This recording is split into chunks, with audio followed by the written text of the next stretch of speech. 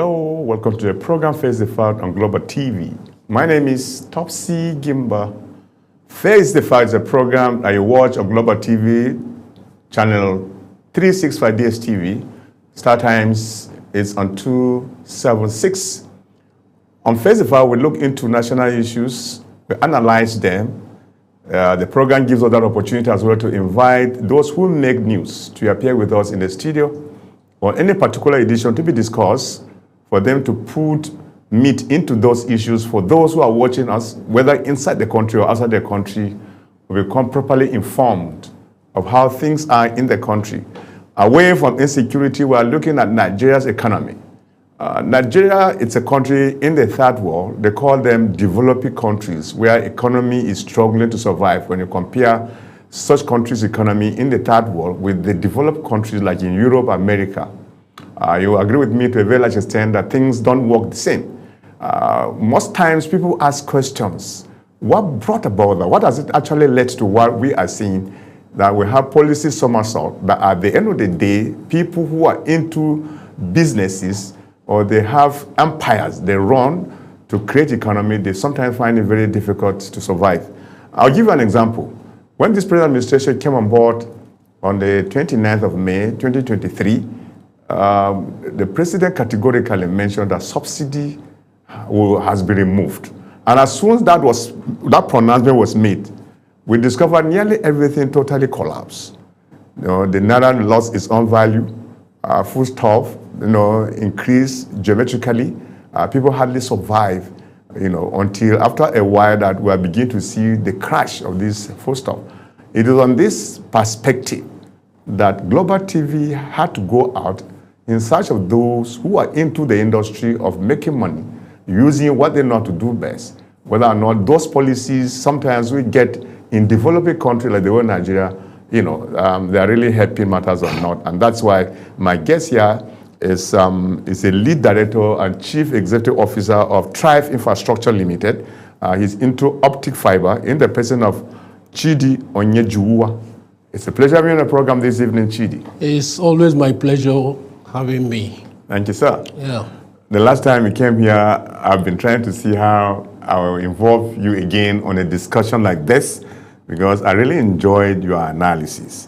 And why I decided to repeat you on this edition is for the fact that you are a person who creates economy for the growth of this country. And whether or not the time you got yourself involved in this optic fiber and to where we are today in this present administration, whether people like you are getting it better, looking at the policy somersault we see in this country. Well, as a matter of fact, I see it as a mixture. At this point, I think a lot of things are just coming up together. It is, I wouldn't say there's a positive direction or a negative one. It's a combination of all of that, given what the economy is as it is now. Because like in my industry where we actually work, there are things that we have done over the years, that were a bit simpler. But because of some of the policies and all of that, is becoming a big problem as it is. When you talk about some of the policies that has to do with taxation, multiple taxation and all of that, it's becoming a bane. It's affecting so much, in the industry. And you can agree with me, when there are much taxes in several areas, it also reduces the strength of employers to actually get more staff, because you cannot do or you can't give what you don't have. As a matter of fact, you need money to sustain whatever people that you're giving job to. So if there are multiple transactions everywhere, you also want to slow down in what you're doing. When you talk about multiple taxation, is it from the government or some individuals who consider themselves to be fraudulent in nature? They will come up with this idea, to be collecting money from industrialists, like the way you are. I think it's a combination of all, because it's an institutional thing. If there is one direction of taxation, and there are people that are also fraudulent in collecting money aside from what government has actually ascribed to be I think it has to do with institutional failure, because the institution has to be actually held responsible, for there to be a proliferation where there are multiple taxes and all of that. That means there's no control. Okay. Yes, there's no absolute control. So it has to do with institutional issue. Can you link that to your business? You are into fiber optics. Yes, telecommunications. Yeah, telecommunication of a Yes. thing. The time it got started, until you found yourself in this present administration or some other administration, which you consider probably good or bad, can you link what you were, whether you were making gain and you are losing now because of policy somersault? I think as it is right now, I can't really pin it as it is. I can't actually put it to a point as it is. Of course, if you're in business, you're thriving and all of that, you're bound to make profit. But relatively, to compare where we were and where we are now, I think there is a bit of downward trend when it has to do with profit or so. Policies, is really affecting much of what we're doing. As at the time the president made that pronouncement, removing subsidy in the oil sector, and making it completely liberal, and nobody pays money to anybody anywhere at all. And then immediately when that pronouncement was made, we noticed there was a radical change in the market where people had to suffer, unimaginably. Companies were like not even working, so to speak. At that point in time, life became so difficult for Nigerians to live in. Did you notice it in your own company when you were there and the time that pronouncement was made? Yes, of course. Energy is more like a catalyst. Energy, it has a multiplier effect, especially where a lot of people depends on it, especially as in Nigeria is. You don't have much alternative energies. That fuel, as it is a catalyst. Okay. And it affected a whole lot of us. I also know some people that have like 4 or 5 vehicles as pool vehicles. They can only operate with one. So it had a ripple effect on the negative side as it is. So it affected a lot of us. Okay, this optic fiber or fiber optics, I don't know how to put it. Yeah, but it's all about it's all about telecommunication. Yes, telecommunication. Do you notice any dramatic change as a result of policy somersault in the system? Yes, I can tell you the first 1 year after this policy was announced, there was some drastic change. For the past 1 year, a lot of people did not go into business, as a matter of fact, because it has to do with some of the infrastructure actually used are imported, So with the jump up on the fuel issue, it dropped off on several other things we were actually doing. Like I said, it's more like it has a negative multiplier effect. Yeah. Because the exchange rate as $1 to naira equally, skyrocketed. Yes, a whole lot of people have to avoid imports. People have to avoid imports because you can't even have enough fund to do that. Like where we were coming from, about 500 and something to where it is right now. You can see the astronomical change. So it impacted so negatively, as a matter of fact. In a company like yours, did you sustain your staff because the resources have been forced to dwindle to a level that you cannot maintain the way you were before some of these issues we are seeing today? Is it removal of subsidy, naira devaluation, and which has brought about increase in exchange rate, that's forex? As a matter of fact, in Thrive Infrastructure Limited, we try to employ the numbers that we can contend with. What I mean by that is that we forecast as it is. If our strength today is like 20 and we choose to increase the staff strength to like 5 more or so. We would have actually visualized if we can manage that. So we didn't actually throw off the staff or whatever it is because we are prepared ahead of time, 3-4 years down the line, that this is what we can contend with.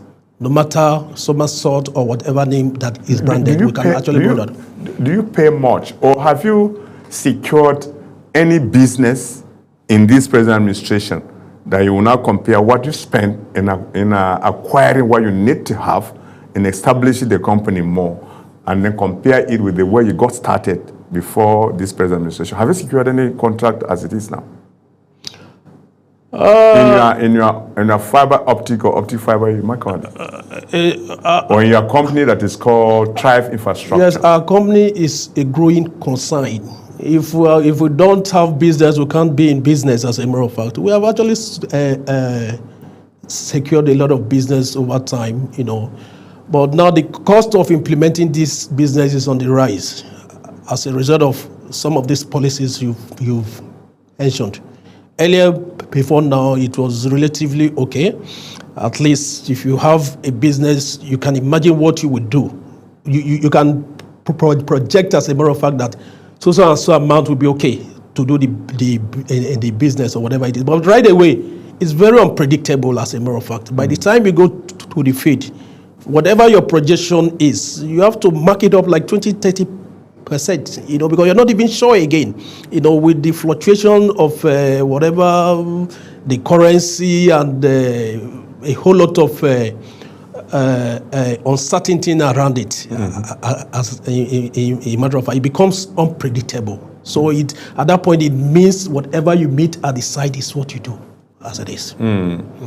By implication, you are saying you encounter challenges. Yes, a whole lot of it's taxing. Yes, it's very taxing. And those challenges are so Herculean in themselves as compared to the past. Are they too tough? The challenges are always there, even from the past and in the present. Yes. Even in the past and in the challenges that you have at the beginning could be manageable. Yes. And there are challenges that you will sweat to really solve some of them. Even at the beginning and at the present, they're also still manageable, as a matter of fact. Okay. Yes, that is why we're still in the business. So do you get people, indicating interest in what you offer to them? Because it's a two-way thing. You as an industrialist and ourselves as consumer, whether it has equally affected the consumer in that aspect, because you have faced challenge or you are facing challenge or challenges in trying to put what we need at a point. I hope the question is clearly understood. Yes, is clearly understood. We try as much as we can to meet up with what our consumers need, but it may not actually be so big as it used to be or so. Because everybody is trying to conserve one or two things, and they have alternative use for what they need their money for, Some of them use what we offer as luxury, as it is. And some people that cannot afford it because of circumstances and all of that, they want to also find alternative use and use that money that they would have used for whatever we offer for other things. Okay, in your company, that's Thrive Infrastructure, this optic fiber or fiber optic, how do you say it? Is it fiber optic or optic fiber? Whichever way is right. It's the same thing? Yes. Okay, what I want to find out from you, you need to put more light on it, because one listens or that one sits there, watches, he does not really understand you being the lead director in that sector. Just summarize it for us. Okay, particularly what we do in fiber optic cable is more of infrastructure. You can say we're intermediaries between the telcos. What we do is infrastructure. We don't offer the final consumption as it is. Okay. So we really don't work much for the individuals. We work for companies and government. Yes, exactly. We act as intermediaries, as it is, by providing infrastructures that are needed for mainly internets and all of that. The hardwares, mainly internets and all of that. We're talking infrastructure. What are those things that could be found in infrastructure? There are some components that actually aid to internet as it is, also, especially when it comes to fiber. What we provide is more one, apart from the services we do, as in doing the work. There are other materials like what they call duct, HDPE. There are other things they call fiber. There are other accessories and consumables associated with the work as it is. So these are things that we provide for the major networks. We act as intermediaries. We provide these services, and the major networks actually supply what you get as internet through their bandwidths and all of that. Okay, your company supplies? No, we import. We actually import some of these materials, and telcos need our services as a matter of fact. So they need our services, and we deploy these services that will aid to the final consumption that comes in as internet, as it is. Okay. Yeah. In the course of doing this business, looking at developing countries, where Nigeria is one of these countries that it struggles with its own economy, to get out of the wood to survive, and then you compare who we are and some other countries, do you foresee us, making an impact in the near future with the way things are in this country? Why not? We of course, the prospect is very bright, as a matter of fact. I can also tell you that a lot of countries are trying to invest in this industry as it is. They come in from different parts of the world to establish their companies here, especially when it has to do with fiber as it is. In Nigeria? Yes, a lot of fiber companies are here as it is. Some coming from Germany and whatever. South Africa, of course, you can see MTN has been here over the years. And there are a lot of countries that are also here.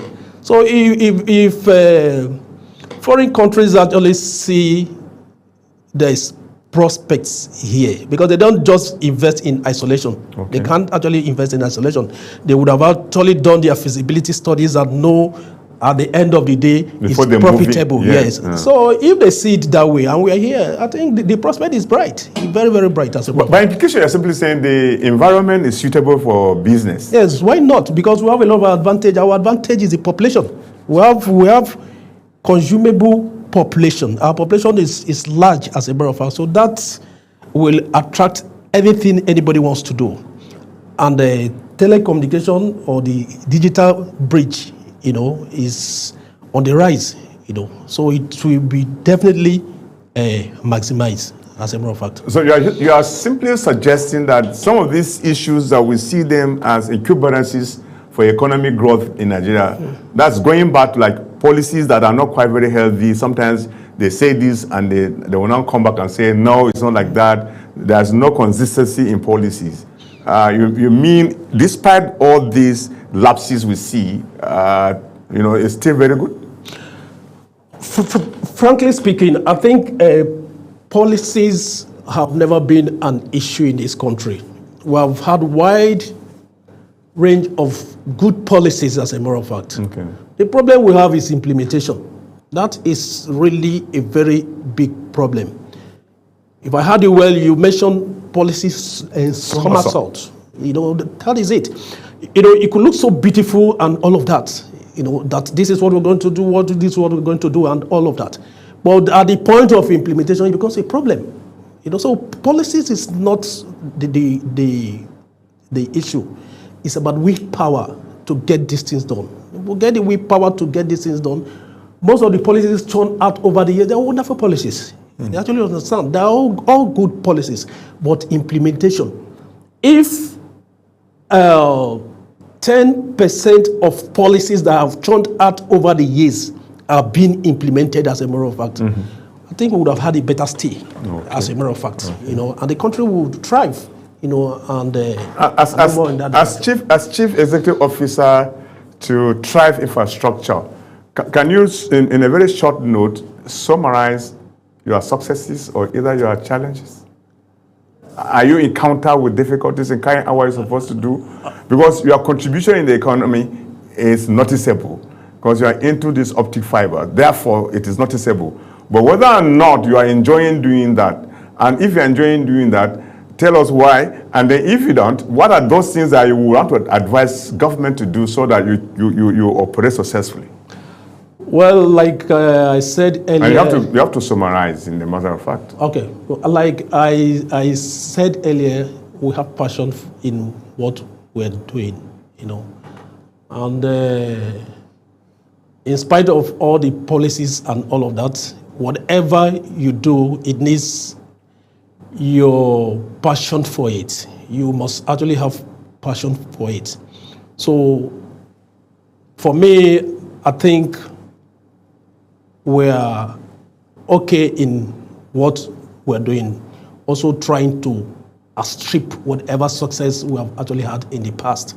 And again, there is no transaction or business that doesn't have its challenges. So our challenges are also peculiar in that direction, as a matter of fact. Yeah, I think we're okay with what. Do you have any project you're handling now? We always have projects, as a matter of fact. We always have one or two things that we're doing. Where can you be found now? We are finding different places. You can find me, like I say, you can find me in Latvia, you can find me in Lokoja, you can find me anywhere in Nigeria as it is. Wow. Yes, wow. We just move around and see how we can add value to the economy. Yeah. I'm meant to understand that this federal government has approved telecommunication run to about 90,000, whatever was it? Oh, yes. Are you aware of that? I'm asking you this question because you are into it. We are aware. They want to get to rural areas. Yes, we are aware. And if that is done, it will be so nice because, like I said the other time, it will deepen what we're doing as it is. And we are at the stage of what we call digital bridge. It will actually help especially areas and all of that. And at that point, you find that there will be no boundaries. Somebody can decide to stay in his village and do his transactions, and all of that. Okay. I'm aware of it. And you are required to do all this to provide some of those things, you mean? Yes. You as CEO. We hope we'll be in the picture. Okay. Because there are no implementations yet. Okay. Yeah, but we hope we are going to be in the picture. Okay. You can say one or two things to those who are watching us right now as lead director, CEO, Thrive Infrastructure, and then we'll draw the curtains to the program. All right. Like I said earlier, my name is Chidi Oyejuwo. I am the lead director, Thrive Infrastructure Limited. Our priority area is mainly on optic fiber in telecommunication. We serve as a bridge between the telcos, and the consumers, as a matter of fact.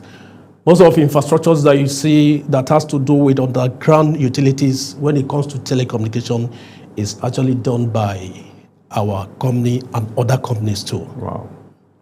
Thank you so much. It's my pleasure, always my pleasure meeting you. Global TV is always here to give you the support you desire. If you have any announcement you want to make concerning this optic fiber your company does, always allow us to help you to propagate or making the public to become conscious of what you do. We always do that. We will always do that. Thank you so much. It's my pleasure always being around. Thank you. Thank you. Well, viewers, that's how far we can go on this edition of Face the Fact today. My guest, Chidi Oyejuwo. He is lead director, CEO, Thrive Infrastructure. You listen to him. All I wanted to know basically as an industrialist who is into this fiber optic, whether or not the policy somersault we often see in this country has ever slowed down his progress in determining or getting whatever he wants to get as a business person. Of course, like you say, he serves as a bridge between his own company and the company that needs to do with the fiber And that's exactly what he does.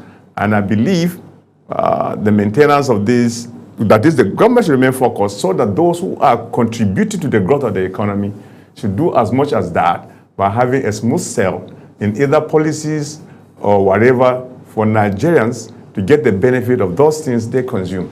Again, my name is Topsy Gemba. Big Talk will come your way as soon as possible at 7. So stay tuned. We're leaving the studio and see you again at the other side of the time. Bye-bye.